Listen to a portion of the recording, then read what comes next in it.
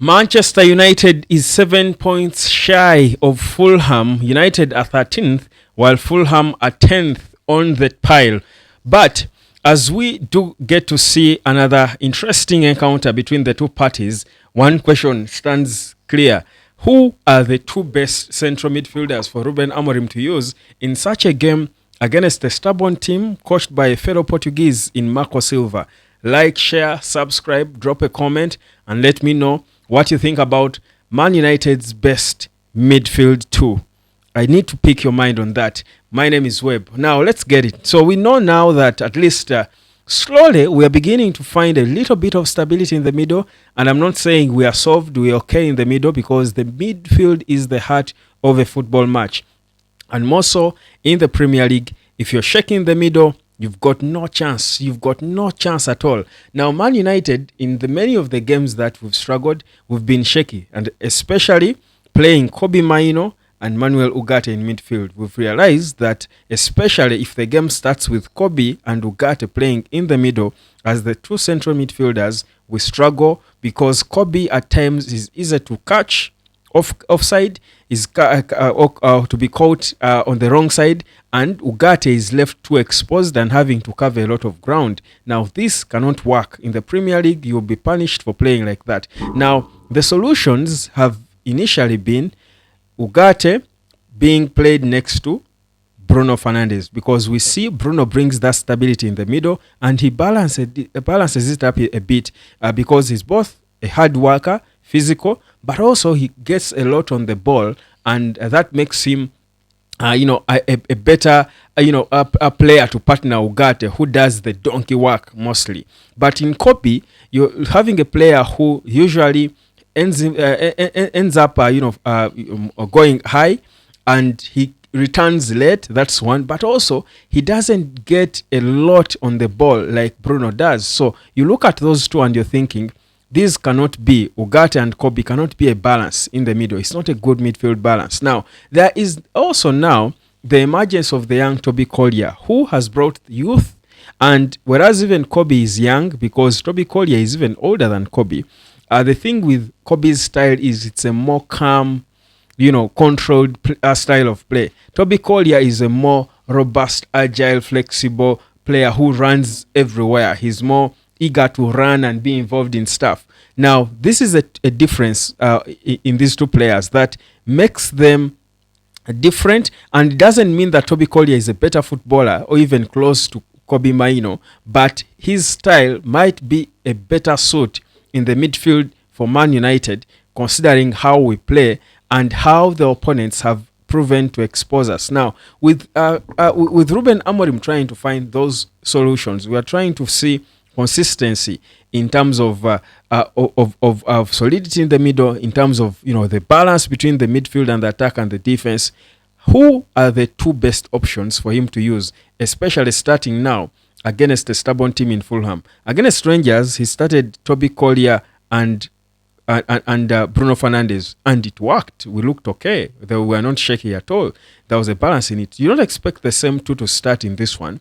My hope is that Manuel Ugarte will certainly come in there and take his place as a starter. But who is playing next to Ugarte? Is it going to be Bruno? Ideally for me, the best option now would be Ugarte and Bruno, and then make room for Garnacho and Ahmad to be the two number 10s, with whichever striker, Zirkzee up top, or if Højlund impressed and improved in training, he can start up top. Because the thing is, whichever players he chooses, whichever players Amorim chooses in the middle, might have a bearing on whether Garnacho plays. Yet, I strongly believe we need to see Garnacho more in the team. I think he has picked up. I think he's looking improved and better, that you want to keep him playing. So I'm thinking Alejandro Garnacho has got to be one of the two number 10s. Now, usually, the other number 10 is Amad Diallo. Usually. At times, Amad Diallo can be pushed as a right wing back, but it's not the favorable position every one of us wants to see him in. I think we've learned, because he feels a little too far from the goal, yet he's our biggest threat. But you can imagine if you have the two best young attacking players at Man United behind the number 10, I think the threat is more. We saw it in the previous game against Rangers, where Ahmad and Garnacho were both threatening Rangers every time. They kept them busy. But if you put Bruno as one of the 10s, you're then having to sacrifice one of Garnacho or Ahmad, and obviously we know it can't be Ahmad. It has got to be Garnacho. So for that reason, I'm thinking you must then push the captain, Bruno, in the middle, but also Bruno has got to make us play. If we want to be playing and have more of the ball against Fulham, and by the way, I've been digging around for any close to decent positive records for Man United coming into this game. We haven't lost at the Craven Cottage in almost 15 years. So that's a positive record to try and protect. Somehow we just know how to beat Fulham, even mostly in their yard. So for me, my thinking is Bruno should be played again as a number 8 next to Ugarte, and let's see how Garnacho and Ahmad play behind whichever number 9 that Amorim chooses to start, and then out wide we will see whether Nusa El Mazraoui will be 100% fit, and he will use the same players. Of course, we never want to see defenders playing as wing backs, but in the current situation with the players we have, I think it's difficult to think that we can get better. We can get any better without a transfer window that is successful. Without buying new players, I think we are going to have to endure seeing the 2 wing backs, natural defenders, where people will then complain that we're playing with about 5 or 6 defenders, which is so defensive. But it's the situation. Amorim, ideally, with the right players, wouldn't play wing backs who are defenders. That's why he would put Ahmad at his first games, and some of the games he has put Ahmad as a right wing back. He wants attack-minded players to play on the wing backs, but he doesn't have options currently. That's why the Malaysians will come in, Dalot, Mazraoui. They are the players he has to deal with. So, for me, my first pair now, currently, if I'm to rate the midfield pairs for Man United, it's Ugarte and Bruno. That's my first pair. And then maybe I loved Bruno and Toby. I loved how it looked. I don't think we've seen a lot of Ugarte and Toby. Painfully, Manuel Ugarte and Kobe has become perhaps the weakest pair because they have played the longest, but we've always seen the same problem, and the problem is always with Kobe because he's slow, because he doesn't sprint back in time, he commits too much, yet he doesn't have the gas to come back, and which is, I think, the instruction he gets. You should press high, but if you press high, because you see the way Amorim plays, the 2 central midfielders, the 8, and that's how it's supposed to be, is the one who plays next to Ugarte is the one who is supposed to be pressing a lot. But you press, and when you lose the ball, you come back in time and keep your position. Now Bruno can, Toby Collier can, Kobe Maino is slow. Whenever he goes into the press, that's high. Whenever he goes into the high press, when he loses the ball, comes back a bit late, and he exposes his partner. So I think for now, in that position, he's the weakest link. I think that we can all see. And these are no sentiments. I don't look at football through sentiments. I love Kobe, my favorite player at Man United, but I've consistently said I've never enjoyed him playing that position.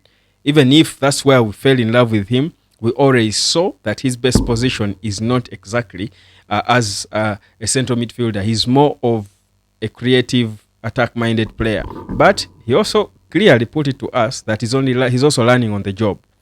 And now it's a new system. But we'll see. Because, again, he even balances the game. I think I love the fact... I think I love to see Kobe come off the bench. We've seen him come off the bench in several games, even the last against Rangers. And you see he's a bit better when he's off the bench. Probably he reads the game and sees and gets to understand what he's supposed to do, where he's supposed to go, how he's supposed to move. And there are players like that. That when they start, at times it doesn't look good on them. But when they come on, they solve the exact problem there was. Same thing with when he came, I think, against Newcastle, when he was brought in after 30 minutes for Joshua Zirkzee. Impeccable game he had. So, it's an interesting, dynamic. But I think the win in all this for me is seeing Bruno make way to one of the two young players, or to, even if it's Zaxi who plays next to Ahmad and Hoyland up top, because we still want to see a bit of Zaxi and Hoyland on the pitch and see what exactly they can give. The thing is, for me, I want to see Bruno playing as a central midfielder, not as a number 10. I enjoy him more like that, and I think he makes a lot more sense playing in that position. So let's wait and see what will happen. The risk would be in Ruben Amorim again, because of his trust and wanting to go back to Ugarte and Kobe and then push Bruno. I don't enjoy Bruno at all, by the way, as one of the two. Now he's on the left hand side of the number 10s. It just doesn't come off. The thing would be, if Amorim goes back to the same Kobe and Ugarte, I'll start questioning his decision making a bit. And people have already started questioning some of his decisions, but I'm not one of those. I trust him with these players and what he's trying to do with them. I think he has outperformed himself. Never mind the result. He has outperformed himself in terms of what he's making them do. But it's very important that. But all that can be said and done, and what the most important thing for Man United is for the players to fight. If they don't fight, they've got no chance against Fulham. Will they fight? Let's wait and see. My name is Webb. Like, share, and subscribe. And let me catch you later.